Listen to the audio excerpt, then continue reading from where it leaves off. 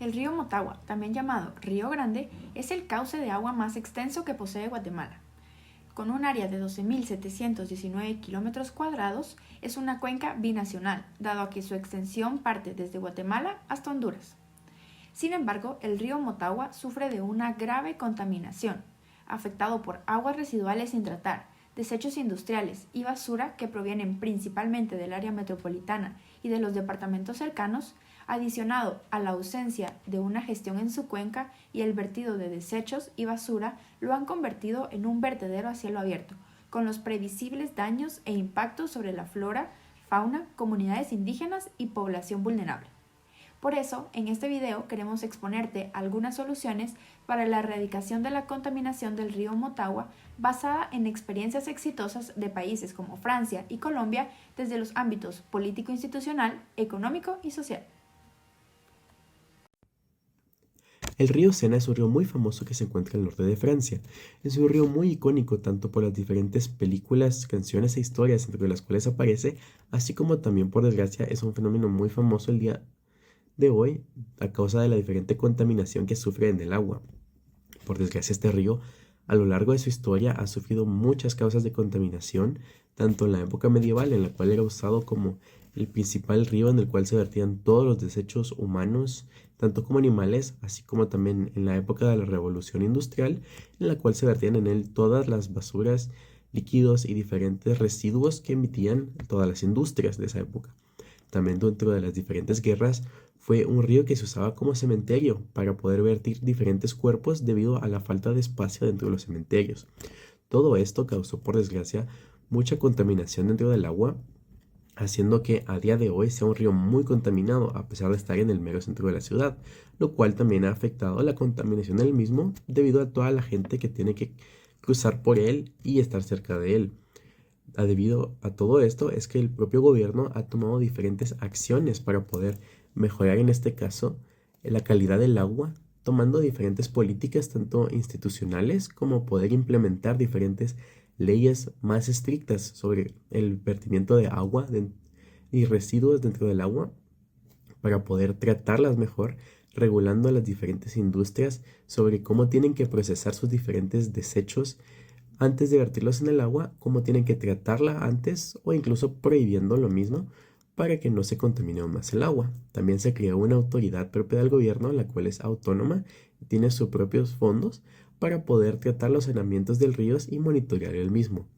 Así como se tomaron políticas institucionales, también se tomaron diferentes políticas económicas, creando diferentes plantas de tratamientos financiadas tanto por fondos públicos como fondos privados para poder mejorar y limpiar el agua de a poco, así como también se implementaron diferentes multas y tarifas tanto a empresas como personas civiles para poder en este caso poder castigar y prevenir que la gente siga contaminando el mismo agua para evitar que sigan aumentando los propios niveles de polución de la misma. Y de la misma manera se tomaron diferentes prácticas e implementaron diferentes planes sociales para poder ayudar a mejorar dicha situación, tanto desde la educación primaria y secundaria, poder hacer cierta conciencia a los jóvenes sobre cómo tienen que prevenir lanzar basura dentro de la misma o cuidar mucho más el ambiente y justamente enfocándose en el río para poder mejorar la situación, así como también se han promovido diferentes políticas de turismo para hacer más conciencia en los turistas y en la propia población que vive ahí, para volver a tenerlo como un lugar recreativo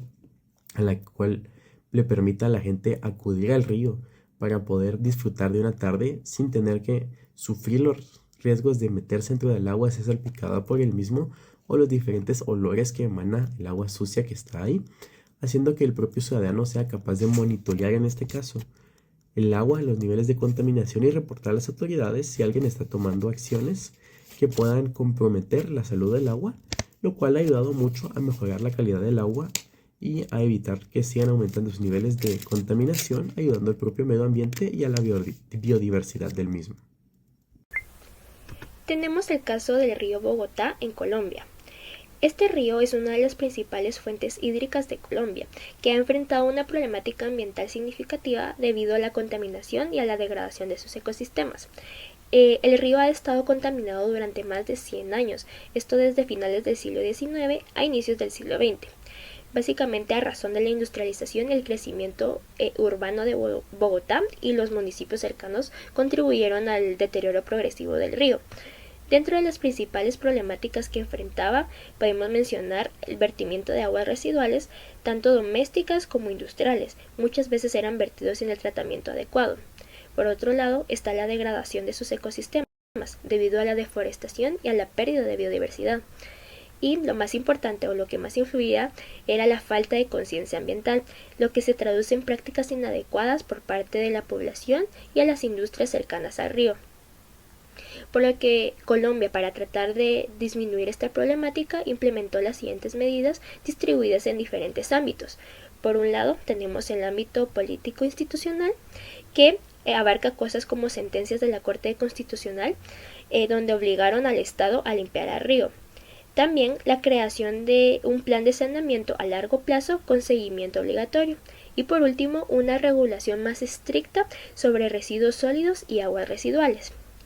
En cuanto al ámbito económico, podemos mencionar aspectos como la inversión en la planta de saneamiento llamada El Salitre, que es una de las más grandes de la región. Tenemos también el financiamiento internacional para proyectos de saneamiento y pues programas de incentivos económicos para comunidades que ayudaban a limpiar el río. En cuanto al ámbito social, podemos mencionar proyectos de saneamiento comunitario, donde las comunidades cercanas al río ayudaban a la limpieza del mismo. También tenemos la creación de parques y espacios recreativos alrededor del río. Y por último podemos mencionar también la conciencia que hubo en los colegios y universidades sobre la conservación y la importancia de cuidar el río que lo rodeaba. Pues bien, la contaminación en el río de Bogotá fue un problema histórico agravado por la falta de regulación, el crecimiento urbano sin planificación y la descarga de desechos dentro del río. Pues la intervención del Estado, sumado de la presión social y judicial, pues permitió iniciar un proceso de recuperación que hoy en día muestra grandes avances significativos, ya que se ha logrado reducir la contaminación y restaurar partes del ecosistema del río. El río Motagua puede rehabilitarse tomando ejemplos exitosos como los que te expusimos anteriormente, pero para ello deben implementarse planes de acción multisectoriales dirigidos a fortalecer la infraestructura, a implementar regulaciones estrictas y crear conciencia sobre el manejo de desechos y reducir la contaminación desde nuestras acciones diarias. Al comprender que el río es vital para nosotros y las futuras generaciones, podemos unir esfuerzos para devolverle la vida y garantizar su sostenibilidad.